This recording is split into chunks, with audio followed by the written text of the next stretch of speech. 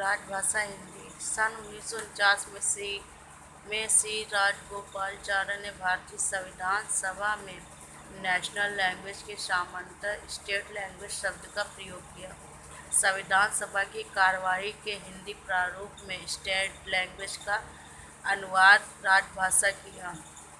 राजभाषा से तात्पर्य संविधान द्वारा सरकारी कामकाज, प्रशासन, संसद, विधानमंडलों तथा न्यायिक कार्यकलापों के लिए स्वीकृत भाषा। राजभाषा हिंदी के प्रयोग की प्रगति। संविधान के लागू होने के बाद राजभाषा के प्रयोग के संबंध में जो प्रमुख घटनाएं घटी वो इस प्रकार हैं। राष्ट्रपति का आदेश 1955।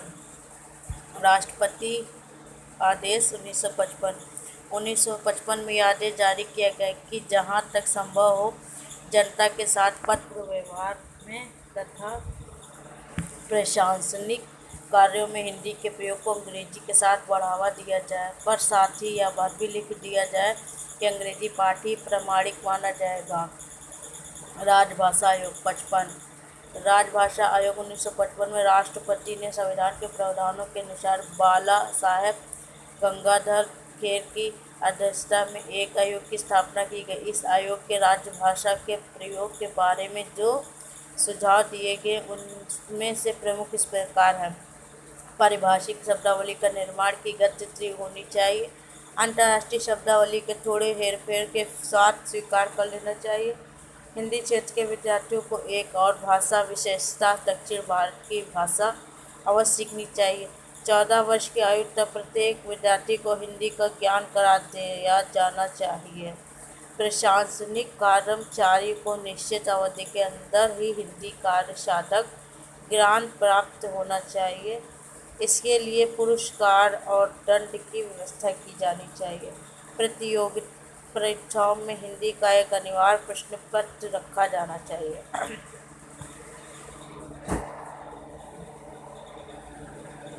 संसदीय राजभाषा समिति। इन सुझाव का परीक्षा करने का दायित्व संसद के राजभाषा समिति को सौंपा गया। सम्मत 1959 के में जो सुझाव दिए गए वे इस प्रकार।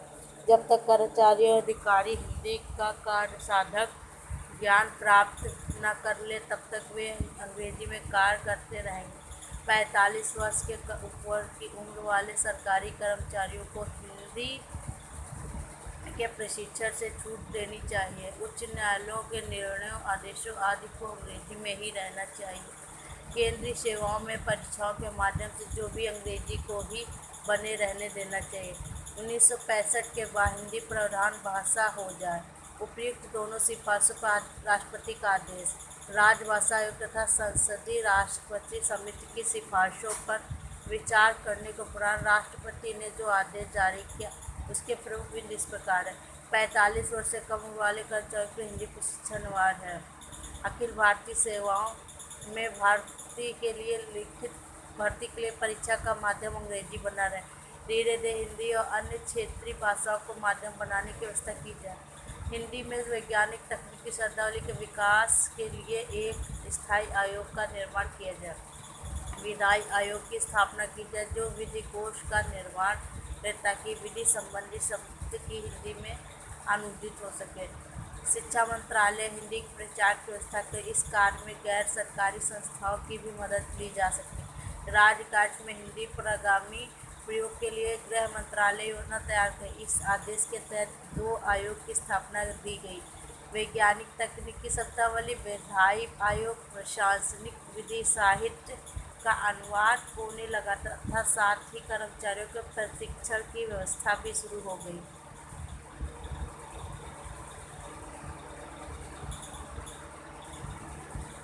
राजभाषा अधिनियम 1963।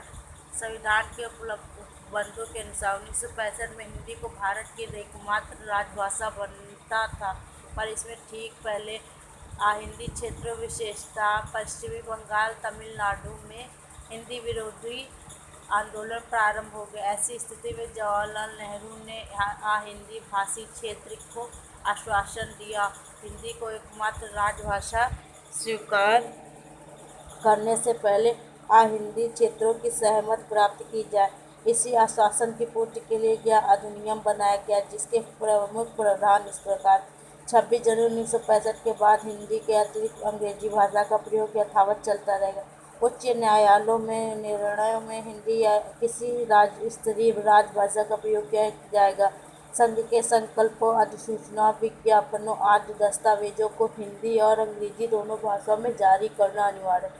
जब तक हिंदी भाषा राज्य अंग्रेजी को समाप्त करने का संकल्प नहीं ले लेंगे, तब तक अंग्रेजी का प्रयोग चलता रहेगा। संकल्प 1968।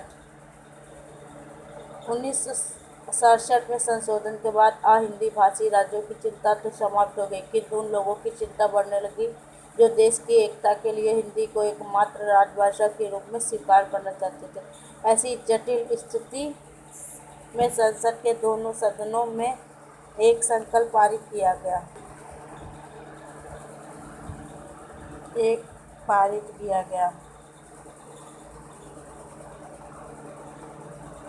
कहाँ पे थे?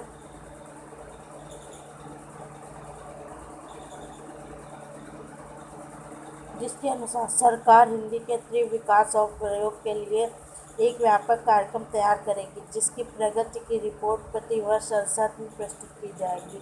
भारत सरकार राज्यों के सहयोग से त्रिभाषा सूत्र लागू करेगी।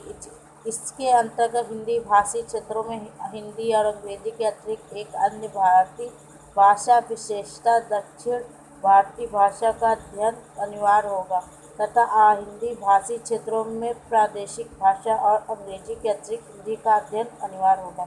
केंद्रीय सेवा में भर्ती के लिए हिंदी अथवा दोनों भाषाओं का ज्ञान आवश्यक होगा। राजभाषा नियम 76। भारत सरकार के राजभाषा अधिनियम के उपबंधों के कार्यान्वयन करने का दायित्व गृह मंत्रालय को सौंपा गया। इसके लिए गृह मंत्रालय के अधीन एक राजभाषा अनुभाग की स्थापना की, जो बाद में स्वतंत्र राजभाषा विभाग हो गया।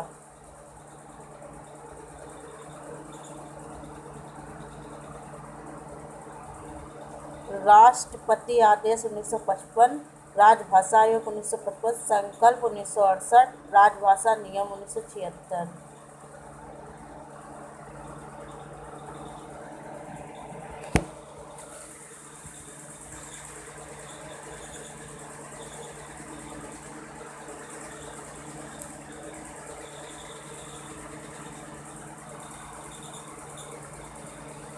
यह विभाग हिंदी जानने वाले अधिकांश के प्रशिक्षण कार्यक्रम भी चलता है, जिसके लिए हिंदी के अंतर्गत केंद्रीय हिंदी प्रशिक्षण संस्थान की स्थापना की गई। कर्मचारियों के लिए प्रशिक्षण के लिए 3 पाठ्यक्रम प्रबोध प्रवीण प्राज्ञ बनाए गए। इसी विभाग के अंतर्गत केंद्रीय अनुवाद ब्यूरो की स्थापना की गई।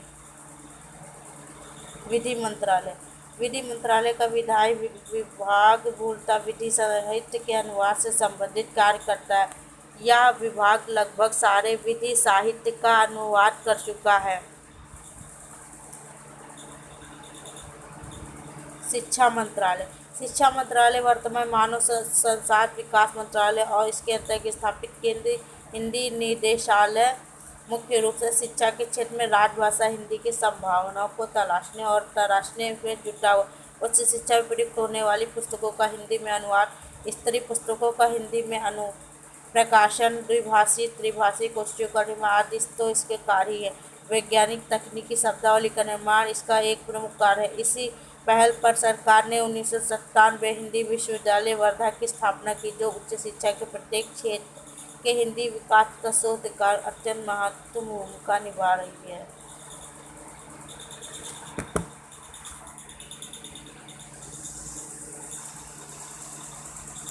19वीं शताब्दी में ईसाई मिशनरी पोर्ट विलियम कॉलेज सामाजिक धार्मिक नवजागरण के राष्ट्रभाषा के रूप में हिंदी को विकसित करने का महत्वपूर्ण योगदान दिया। सबसे पहले राजनीतिक संगठन अखिल भारतीय राष्ट्रीय कांग्रेस के सभी बड़े नेताओं ने राष्ट्रीय चेतना के जागरण हेतु एक भाषा की आवश्यकता पर बल देते हुए इसके लिए हिंदी के उपयुक्त बताया। कांग्रेस के 1925 के कानपुर अधिवेशन में यह प्रस्ताव स्वीकृत हुआ कि कांग्रेस अपने सभी कार्यों में प्रादेशिक भाषाओं और हिंदी का प्रयोग करे।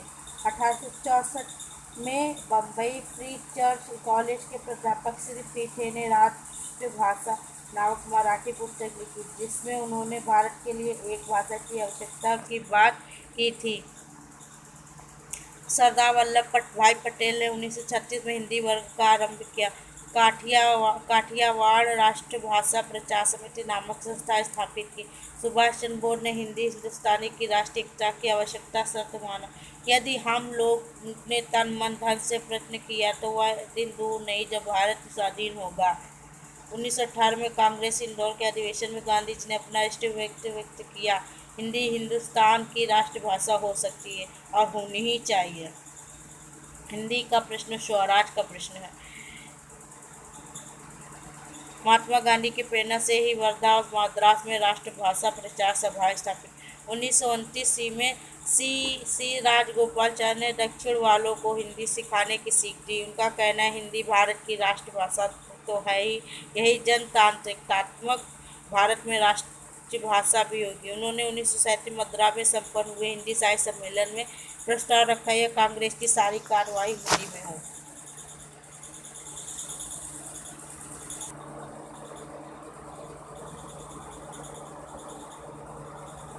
संविधान की 8वीं अनुसूची में कुल 14 भाषाएं थी। संविधान की 21वें संशोधन 1967 में सिंधी 8वीं भाषा अनुसूची में शामिल की गई। संविधान के 31 संशोधन में अधिनियम 1992 8वीं अनुसूची में नेपाली, मणिपुरी, कोंकणी जोड़ा गया। संविधान के 92वें संशोधन 2003 को द्वारा 8वीं अनुसूची में मैथिली, डोगरी, बोगोड़ो, संथाली को शामिल किया गया। संविधान के अनुच्छेद 1940 भाग 1 में अनुच्छेद 351 8वीं अनुसूची में विनिर्दिष्ट भारतीय भाषाओं का संदर्भ है, जो संख्या 22 है टोटल। असमिया, नेपाली, मणिपुरी, बांग्ला, उड़िया, कश्मीरी, सिंधी, पंजाबी, संस्कृत, हिंदी, उर्दू, गुजराती, मराठी, कन्नड़, कोंकणी, मलयालम, तेलुगु, तमिल, बोडो, मैथिली, संथाली, डोगरी।